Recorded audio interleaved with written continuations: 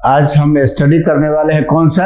Genetic disorder, यानी gene से related, chromosome से रिलेटेड जो डिजीज, बीमारी पेरेंट्स से ऑफ स्प्रिंग में पास हो, वैसे डिसऑर्डर को जेनेटिक डिसऑर्डर कहते हैं। तो हम लोग जेनेटिक डिसऑर्डर को देखेंगे, पर इस बात को ध्यान रहे कि इससे रिलेटेड क्वेश्चन हर साल 1 से 2 क्वेश्चन आने की संभावना बना रहता है। ज्यादा क्रिटिकल ट्विस्टेड क्वेश्चन बनाया नहीं जाता है। अगर क्वेश्चन क्रिटिकल और टफ बनाया जाए तो आंसर देने में इसका काफी दिक्कत होने लगे, किंतु अगर बेसिक नॉलेज बहुत अच्छा हो तो आप इजी वे से आंसर को निकाल सकते हो। तो आज हम देखेंगे जेनेटिक डिसऑर्डर, ये बहुत ही इंपॉर्टेंट है।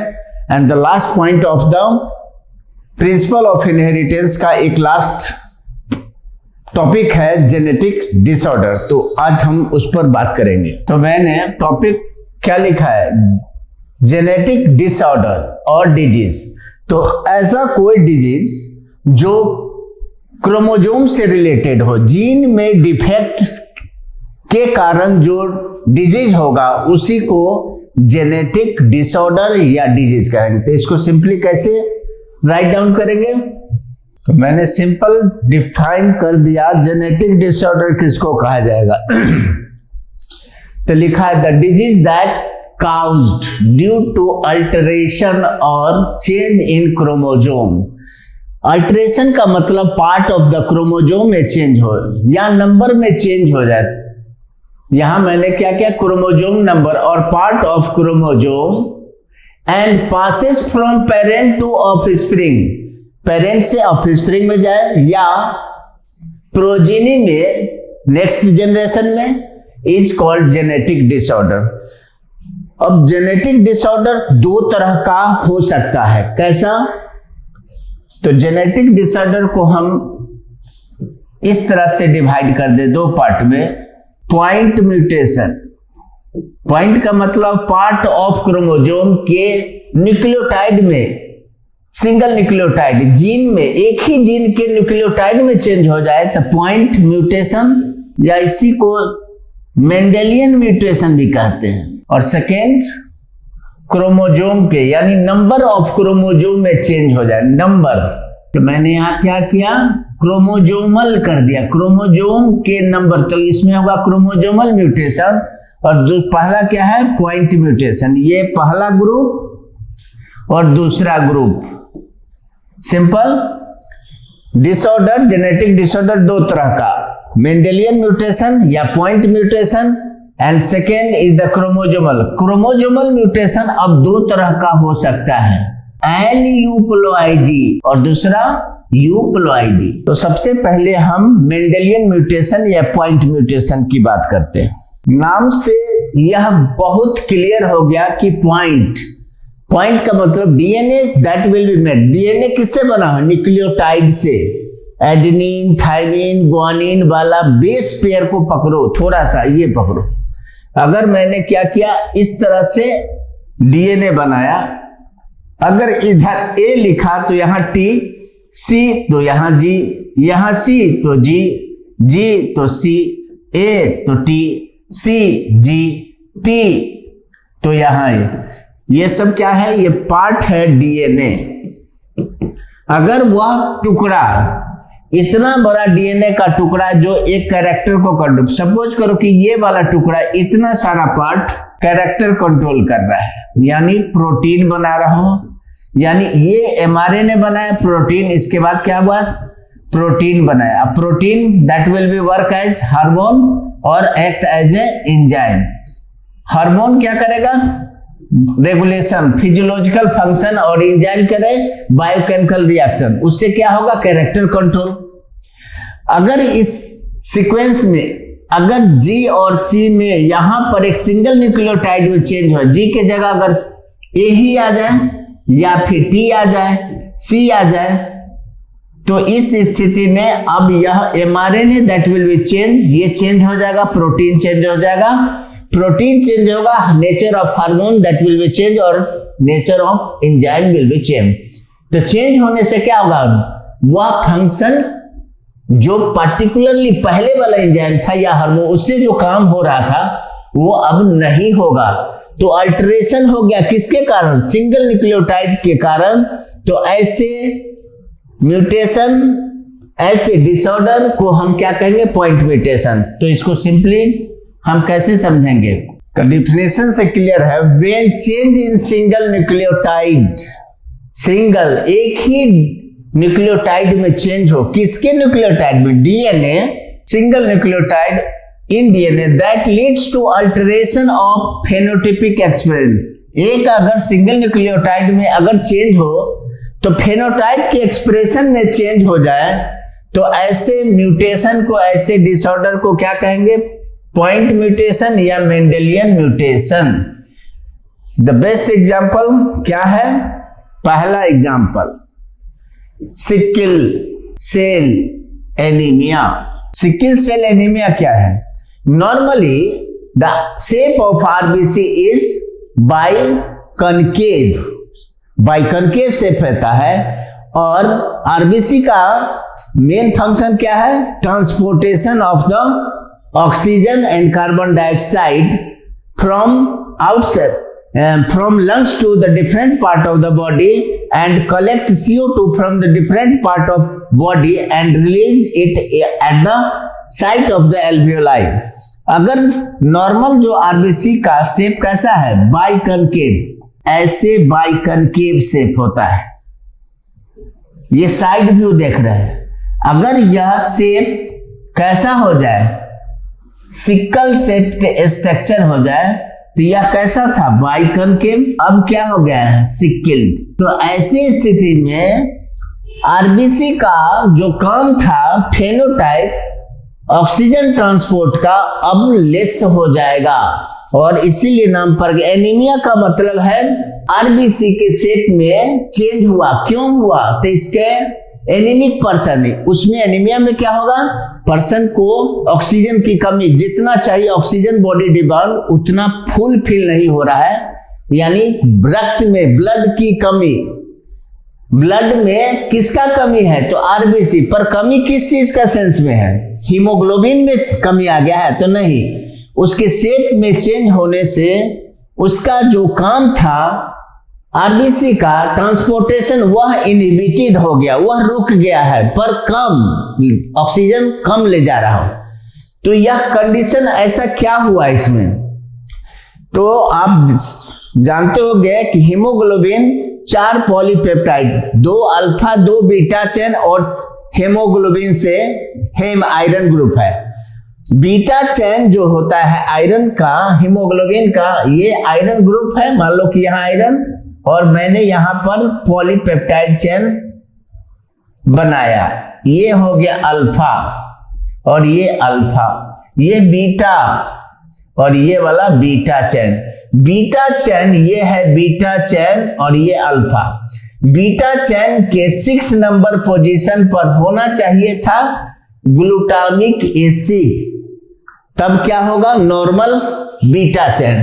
अगर ग्लूटामिक एसिड के जगह वैलिन आ जाए, देखोगे अभी एक सिंगल न्यूक्लियोटाइड के चेंज होने से the shape of RBC that will be change from the biconcave to sickle shape, that is called sickle cell anaemia. तो किसके कारण हुआ? तो सिंगल न्यूक्लियोटाइड चेंज के कारण। देखो आगे, तो डायग्राम यहां पर क्लियर है। ये हुआ डीएनए, यह भी डीएनए। आप यहां देखो CTC, तो CAC है। यहां पर एक सिंगल न्यूक्लियोटाइड में चेंज होने से ट्रांसक्रिप्शन क्या हुआ?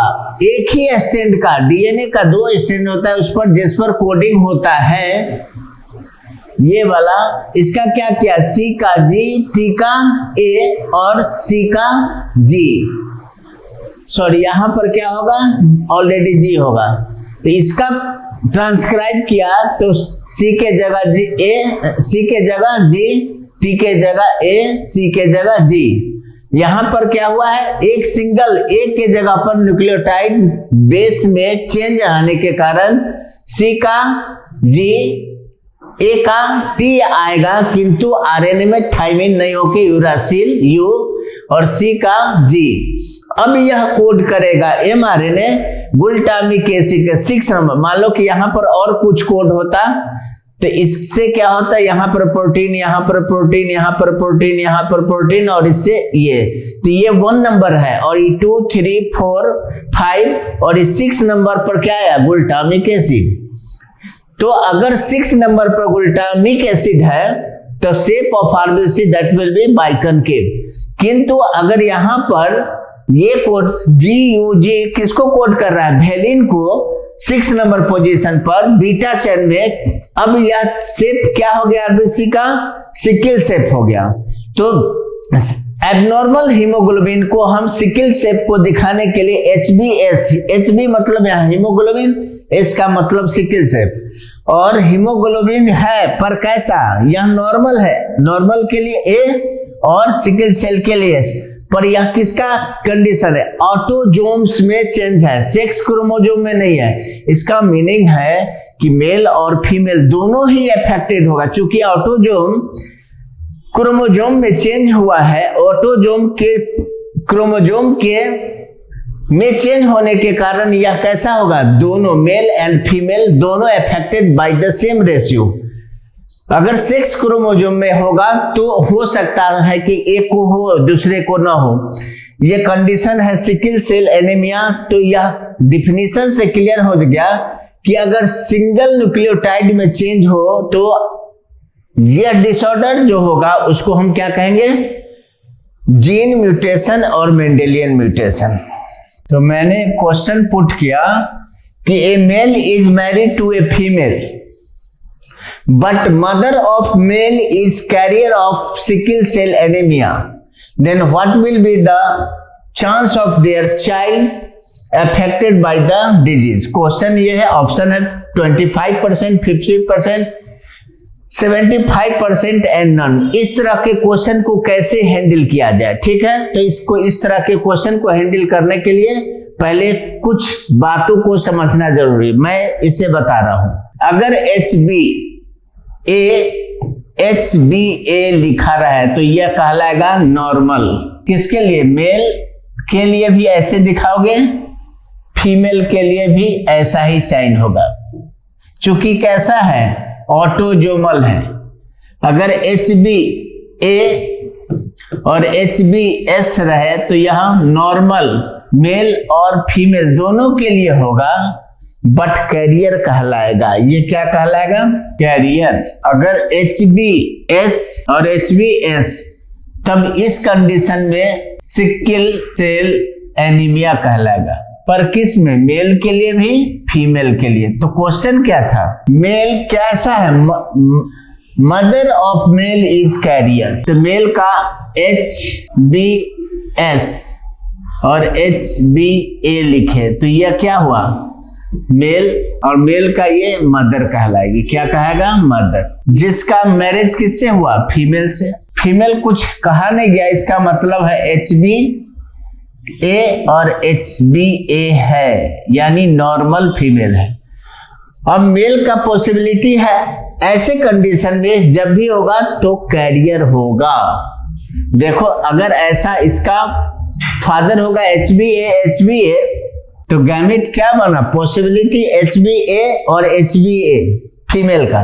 क्वेश्चन क्या है, देखो a male is married to a female but mother of male is career.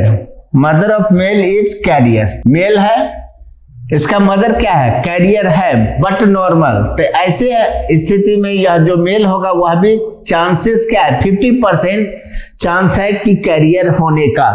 Sickle cell anaemia, What will be the chances of their male child? Child का रहा है, मेल या फीमेल की नहीं, चाइल्ड इज अफेक्टेड। तो इस पर female लिया और इससे ऐसे। अब अगर इसका क्रॉस इससे हो तो HbA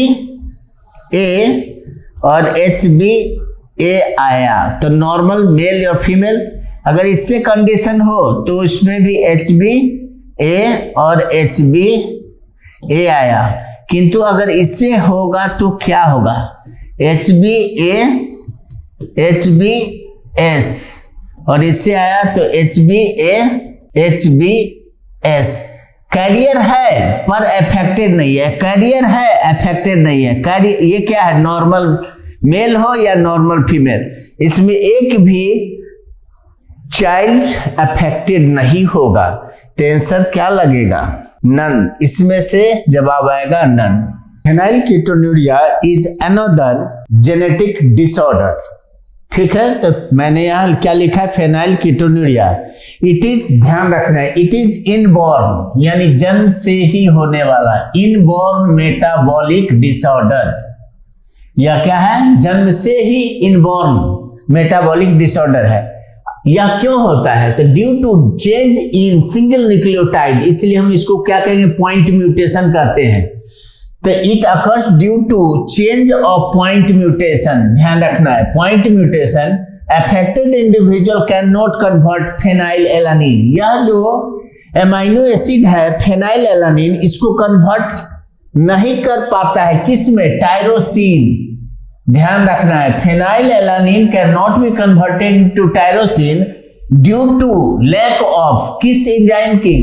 मान लो कि जीन है, डीएनए का सीक्वेंस है, टुकड़ा है, उसमें क्या हुआ कि जहां ए कुछ लिखा हुआ है, टी सी सी जी ऐसे करके, तो इसका कोरस्पोंडिंग क्या होगा, टी का, ए का टी टी टी, ए का टी का क्या होगा, ए सी का जी, जी और सी, ये सीक्वेंस ऑफ डीएनए है। अगर एक सिंगल न्यूक्लियोटाइड, अगर मान लो कि ये कोड कर रहा है किसको, एक एंजाइम को, that is called phenyl alanine dehydrogenase enzyme, और इसमें इस सिंगल न्यूक्लियोटाइड में यहां पर चेंज हो जाए, टी के जगह अगर जी आ गया, तो अब वह एंजाइम नहीं बनेगा। तो यहां पर लिखा गया क्या, due to lack of phenylalanine dehydrogenase enzyme, इस एंजाइम के कमी के कारण फेनाइल एलानिन टायरोसिन में कन्वर्ट नहीं होगा, तो फेनाइल एलानिन जमा होने लगेगा कहाँ, ब्रेन में, बॉडी में जमा होगा अफेक्टेड पर्सन में। तो क्या होगा, इससे डिसऑर्डर क्या क्या होने वाला है, तो affected individual mental retardness, hair fall and pigmentation. ये कैसा है, तो याद रखना इस बात को, genetic disorder phenylketonuria is also is inherited disease. Clear. तो अब देखने वाले हम लोग सेक्स लिंक डिसऑर्डर या डिजीज क्या है। जब कोई डिजीज या डिसऑर्डर एक्स लिंक्ड डिजीज हो, एक्स का मतलब सेक्स लिंक्ड, तो अगर वह कोई डिसऑर्डर सेक्स लिंक्ड हो, एक्स लिंक्ड जो जीन होगा उससे इनहेरिटेड होगा, तो ऐसे डिसऑर्डर अफेक्टेड डिजीज को हम लोग क्या कहेंगे, सेक्स लिंक्ड डिसऑर्डर। तो मैंने यहां क्या लिखा है, द डिसऑर्डर और disease occurs due to X chromosome, such disorder is called sex linked disorder या disease. Female is generally carrier, female में क्या होगा, XX। तो हम लोग क्या देखें, 2A ऑटोजोम प्लस X और X, ये फीमेल का सेक्स क्रोमोसोम है। अब मेल के लिए क्या होता है, 2A प्लस XY। तो यहां पर मेल जनरली क्या होगा, अफेक्टेड, और फीमेल जनरली कैरियर। तो female generally carrier but male are affected. दो डिसऑर्डर है सेक्स लिंक्ड, एक कलर ब्लाइंडनेस जो वेरी इंपॉर्टेंट है, और हीमोफीलिया। दो चीज को समझना है सेक्स लिंक्ड डिसऑर्डर या डिजीज से। तो ये क्लियर हो गया। तो मैं पहले क्या बताने वाला, कलर ब्लाइंडनेस। इस बात को अगर ये समझ में आ जाए तो pattern of inheritance haemophilia that will be very easily to understand. अब यहाँ पर कलर ब्लाइंडनेस है, ठीक है। अफेक्टेड इंडिविजुअल कैन नॉट, जो कलर ब्लाइंडनेस पर्सन होगा उसमें खास करके कलर को डिस्टिंग्विश, अंतर नहीं कर सकता, पहचानने में दिक्कत होगा, पर कहाँ कौन सा, स्पेशली कौन सा कलर। तो मैंने ग्रीन एंड रेड को हाईलाइटेड में, ये कलर ग्रीन और रेड लाइट में डिफरेंस कर पाना दिक्कत होगी, प्रॉब्लम होगा, किसमें, अफेक्टेड पर्सन में। पर क्या होगा, ध्यान रखना, फीमेल जनरली कैरियर और मेल जनरली अफेक्टेड होगा। उस पैटर्न को थोड़ा समझना होगा। इट इज एक सेक्स लिंक डिसऑर्डर। कौन सा? कलर ब्लाइंडनेस क्या है? सेक्स लिंक डिसऑर्डर है। हम जानते हैं कि नॉर्मल मेल 2a, अगर 2a लिखे प्लस ऐसे करके 2axy, तो नॉर्मल, ये normal male, there is no gene for colour blindness normal के लिए। ऐसा अगर x, चूंकि x लिंक्ड है तो कलर के लिए हम C वर्ड का यूज कर रहे हैं, C, और x के ऊपर C दिखा रहे हैं। जब ऐसा अगर है तो मतलब सब में कॉमन है 2a प्लस, ऐसा परेशान नहीं है, 2a प्लस ये सब कॉमन चीज है, तो इस पर ध्यान नहीं देना हमको, इस पर बातों पर। तो x y normal male, x पर अगर C या पर कलर ब्लाइंडनेस के लिए हम दिखा रहे हैं अफेक्टेड जीन, तो कलर ब्लाइंड क्या है? मेल है, ये फीमेल है, ये सब फीमेल, पर नॉर्मल x होगा तो नॉर्मल फीमेल। अगर x और एक ही x पर C है तो फीमेल डिजीज नहीं होगा बट कैरियर कहलाएगा, इसलिए हमने नॉर्मल बट कैरियर फीमेल, और XX तो कलर ब्लाइंड फीमेल। तो फीमेल भी अफेक्टेड होगा पर इसकी पॉसिबिलिटी क्या है? बहुत कम। देखेंगे एक एक कंडीशन को, केस को लेकर चलते हैं। मैंने एक क्वेश्चन पुट किया, a male married to a female, his father is colour blind, then what will be of their offspring affected from the disorder. अगर एक मेल जिसकी शादी एक फीमेल से हो रहा है, पर फीमेल का कौन सा फादर कलर ब्लाइंड है, his father is colour blind, his किसके लिए? यहाँ his father is colour blind, तो उनसे होने वाले जो चाइल्ड होंगे, मेल और फीमेल दोनों के लिए वर्ड यूज कर रहे हैं, what will be the possibility of their child affected from the disorder. तब वैसे कंडीशन में कितना संभावना है, तो इसको पहले कंडीशन को, जैसे मैंने बताया, ये मेल XY मेल, इसको बॉक्स में ऐसे लिखो मेल, और फीमेल क्या है? फीमेल का फादर क्या है? Colour blind. जो फीमेल होगी तो वह कैसा होगा? X और X फीमेल, यही फीमेल है, तो फीमेल का पॉसिबिलिटी को, चांस को, इसका फादर है XY, ध्यान रखना है। इस पर क्या है?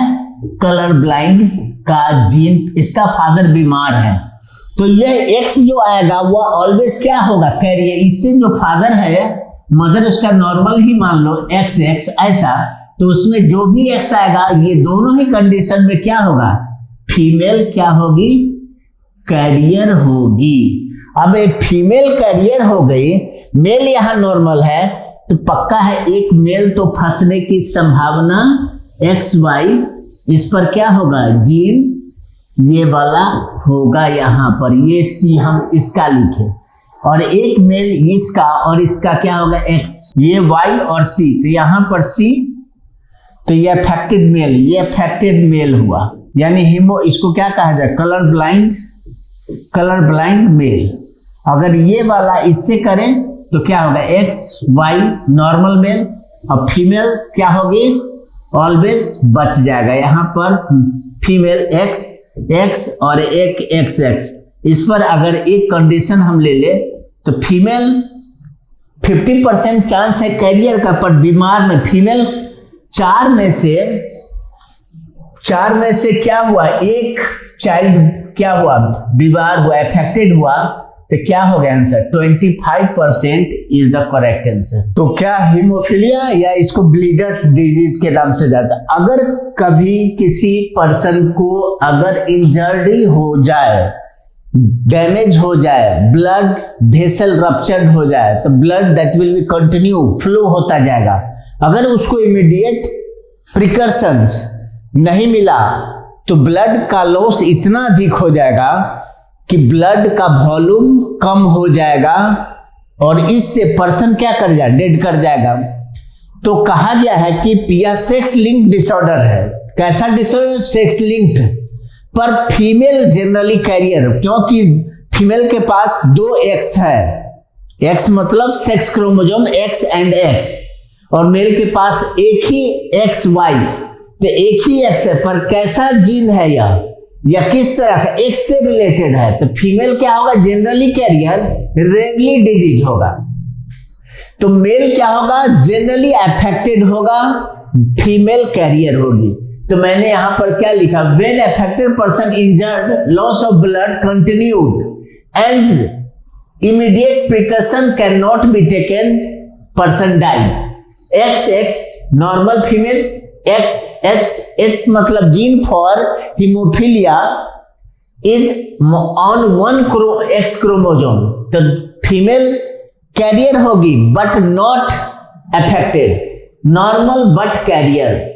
फीमेल कब होगा, जब दोनों पर ही हीमोफिलिक जीन दोनों ही X पर हो जाए तो हीमोफिलिक फीमेल।